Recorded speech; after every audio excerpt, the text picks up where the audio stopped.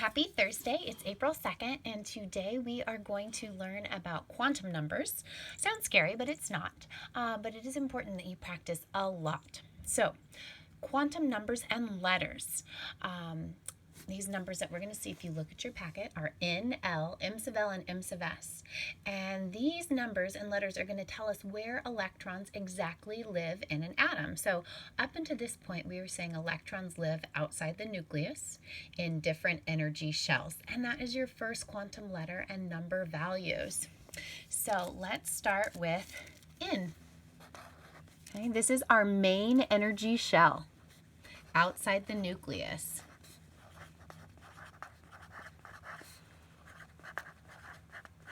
Okay, so this is our main energy shell outside the nucleus.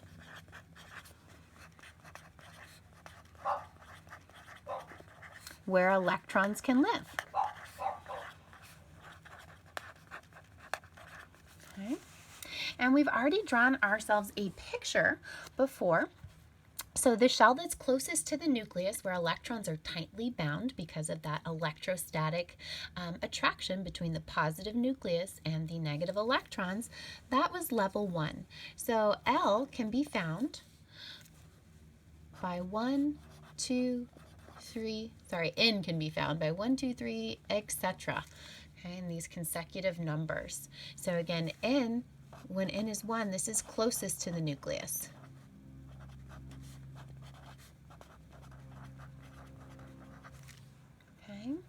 There is no level 0. Okay, so 1 is closest to the nucleus, and then you move away from the nucleus. Okay. We already in the previous lecture calculated the energy change between levels using that fourth equation that we had in our list. And again, in terms of energy, we're going from lower energy to higher energy. It takes energy to get away from that positive, negative electrostatic attraction with the electrons and the nucleus. So if you want to jump up here, you're going to need a lot of energy to do that. Okay? So now within each floor, okay, within each energy shell, there's these different rooms. You can think of a hotel, right? So when you go to a hotel, excuse me, kind of funny, awkward, but I'm not starting over. When you go to a hotel, you go to different levels, right? Different floors of the hotel, and then you can go into different rooms. So L, okay, represents the orbitals that an electron can live in.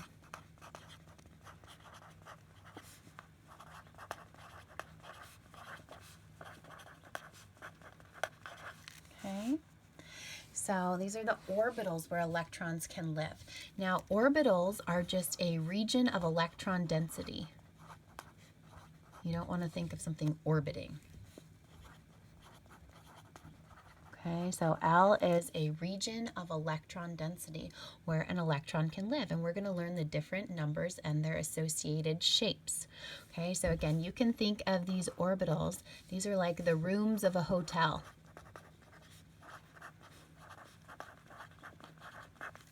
Okay, so there's different types of rooms that you can actually stay in. So to find your values of L, so for example, how many rooms are on each floor of the hotel? We have a little equation. The values of L can be anything from 0 to N minus 1, where N is your energy shell up here. Okay, so for example, on level 1, just outside the nucleus, how many rooms are there for an electron to live? Now, since we're just right next to that super dense nucleus, there's not a lot of space, so we're not going to find a lot of rooms there. So if I plug in 1 into my value of N here, the only rooms that I'm going to have would be the 0 room, and a 0 room represents an S shape, and an S shape is a sphere, okay, like a ball. So this is a sphere, and obviously I'm not drawing in 3D, but if you could imagine a basketball, a soccer ball, that's the shape where electrons can live. So anytime you have an S orbital, whether it's on level 1 or level 2 or level 3, it has this particular shape. And that's all there is in level 1. Now, a little bit further away from the nucleus in level 2, Okay. What sort of rooms are available there? Well, if you plug in your value for 2 into our expression, you would have 0, because you always start at 0. 2, counting up a number line, 2 minus 1, we would have a value of 1. Okay, so 0 is an S-shaped, and 1 is a P-shaped orbital. So what does a P-shaped orbital look like? A P-shaped orbital looks like 2 balloons tied together, okay, or like a figure 8, something like that. Okay, so you've got 2 lobes, and the shape of those p orbitals is really important, especially when we get into our bonding section.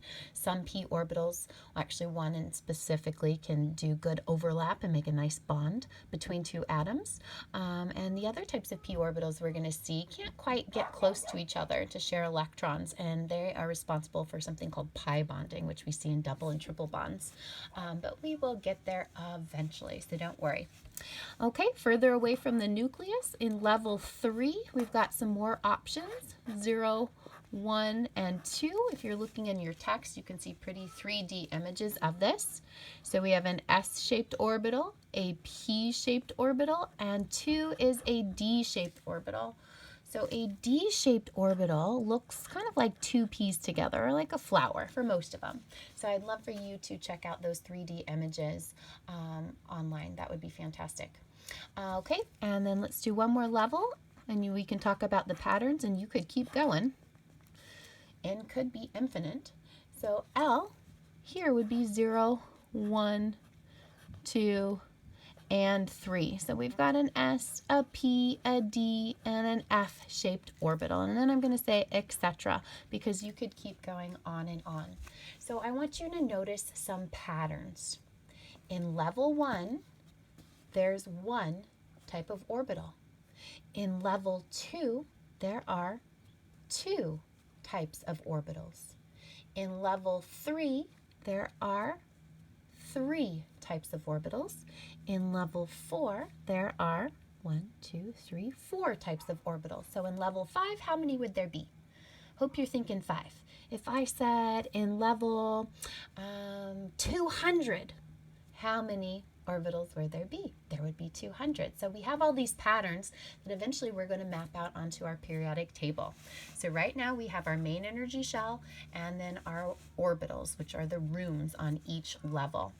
So the next value that we're going to look at is m sub L. So that is directly related to the L. So, you know, when you go buy a car, there's lots of options you could get for your car, right? You could get it in different colors, you could get a sunroof, you could have it special stereo system. There's lots of different options. So there's a few options, or what we call orientations, of our orbitals, our rooms where electrons can be found. Again, we are specifically indicating where electrons are going to be found. Not all electrons behave the same way. Your outermost valence electrons are responsible for bonding, and your inner ones are the core electrons. So our m sub L value, okay, what does this describe? This describes the orientation of an orbital in 3D. Okay, it also indicates the number of each orbital type. Again, the options of that fancy car that you want, or maybe you just want the basic model. Okay, now to find your values of m sub L, again, it's directly related to that L value.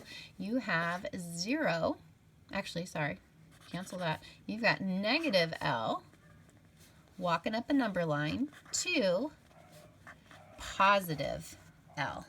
Okay, so let's talk about our S-shaped orbital. Remember, that was our spherical ball-shaped where electrons can live. Okay, and we saw that shape on every single level that we went over. So what was our value for L when we're talking about an S-shaped orbital? L was 0. A number of 0 represented an S-shaped orbital. Okay, so how many types of S orbitals are there? Well, there's no such thing as a negative 0.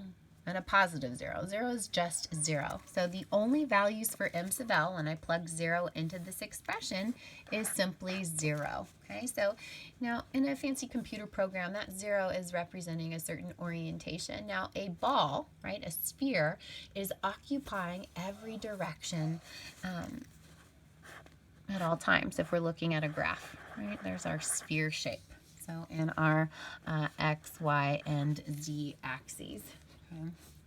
So when we see one value here, there is only one type of s orbital. Okay. Now what about the p shape? So when we're talking about a p-shaped orbital, that was a value of L equals 1. Okay, so that's for our p-shaped orbital. So what are our values of m sub L, the orientations? Now this shape is a lot different than this one. It is not a ball. It doesn't occupy all directions all at the same time. So if we plug in our expression, we would have negative L to positive L. This would be negative 1, 0, and positive 1. So we have our x, y, and z directions. Don't quote me on those exact numbers. You could put those numbers into a computer program and it would tell you exactly which number corresponds to which axes. Don't remember off the top of my head. But what is important about these things, these represent 3 types, because there's 3 numbers, 3 types of p orbitals. Okay, because we have 3 directions in 3D. So we've got a px, there is a py orbital, and there is a pz orbital. Okay, the px orbital is going to be, so in the future we're going to see that this one can do what we call sigma bonds, and the py and the pz can do pi bonds.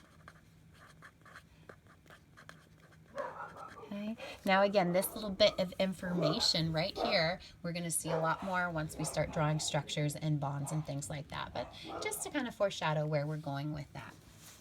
All right, so what about our D-shaped orbitals? Okay. So our D-shaped orbitals, when L is 2, how many are there going to be? Well, our m sub L values would be negative 2, negative 1, 0, positive 1, and positive 2, walking ourselves up a number line from negative L to positive L. And if we count how many values we have here, we've got 5 types of d orbitals. Okay. Now let's notice some patterns, and then you could continue and do the f orbitals when L is 3. Okay, so we have 1 type of s orbital, 3 types of p orbitals, 5 types of d orbitals. So notice we're going 1, 3, 5. What number do you think that we would have for our f orbitals? Hopefully you're thinking 7. So we've got all of these patterns, and we're going to be taking a peek at that on the periodic table pretty soon. So our very last quantum number that we're going to do, okay, I'm just going to use this blank little sheet here, and we will practice doing quantum number sets in a different video, would be our m sub s value. Now, this is not related to the orbital, but it's related to the spin of an electron. Okay. Now, electrons are charged, and so they are like a tiny little magnets. They've got a little magnetic field associated with them. Any spinning charge has a magnetic field associated with it. So an electron can spin 2 ways.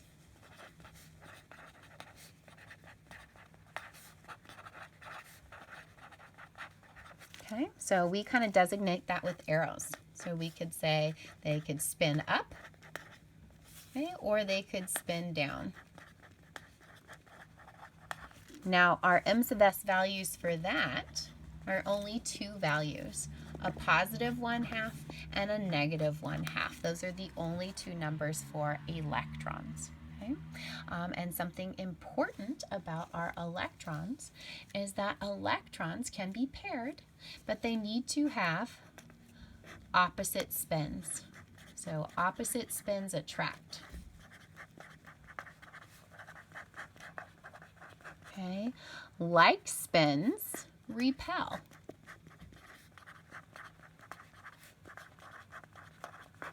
Okay, so that brings us to the Pauli exclusion principle. How many electrons can fit into any particular shape of orbital?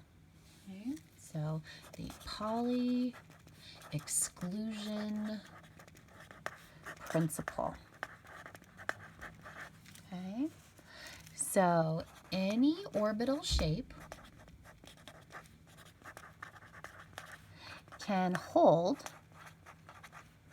up to a maximum of 2 electrons. Okay, so again, we're saying up to. So a shape like an S or a P or a D, it could have 1 electron in it. That's totally fine. Okay, it could have 2 electrons in it as long as they are oppositely paired, but you cannot have 3 electrons in an orbital. So for example, if we had an S orbital, we could put 1 electron in it. If we had an S orbital or P orbital, D orbital, we could have 2 electrons in it as long as they were oppositely paired. But can we have 3 electrons? And the answer to that is no, because we have 2 electrons that would be repelling each other. Okay? So you can only have up to 2 electrons in each orbital. So let's look at some more patterns. Okay. Alrighty. So we have 1 S orbital. So we can have up to 2 electrons in it. Okay, what about those p orbitals? There were 3 p orbitals, the px, py, and a pz. So since there's 3 of them and they can each hold 2, 2 plus 2 plus 2 would be 6. We can have up to 6 electrons, right? So again, that would be a max of 2 electrons per p orbital. Okay, so are we noticing some patterns again? Let's look at our Ds. There were 5 types of D orbitals. Okay, so if you put 2 electrons into each of those, that would be up to 10 electrons we could have. Again, 5 times 2 is 10. So how many would we have in our F orbitals? Well, what's 7 times 2? We could see up to 14 possible electrons in our F orbitals. Okay, so stay tuned for more examples.